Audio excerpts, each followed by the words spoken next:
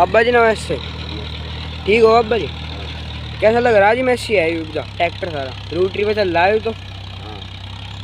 आपने भी चलाया जी कभी? क्यों ट्रॉली ट्राली पर कभी चलाया नहीं? अच्छा जी।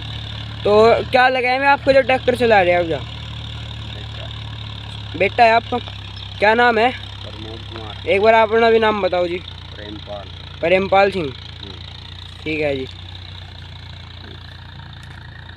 तो भाई जैसे कि आप सब अभी देख सकते हैं हमने यहाँ पे बाबा जी से मुलाकात करी तो उनको बहुत अच्छा लग रहा है मैसी ट्रैक्टर लेके। और जो भी ट्रैक्टर चला रहे हैं वे इनके सुपुत्र प्रमोद कुमार हैं। और जैसे कि आप सब देख सकते हैं हमने बाबा जी से उनका नाम पूछा कि उनका नाम प्रेमपाल सिंह है। तो मिलते हैं नेक्स्ट व्लॉग में। Bye bye.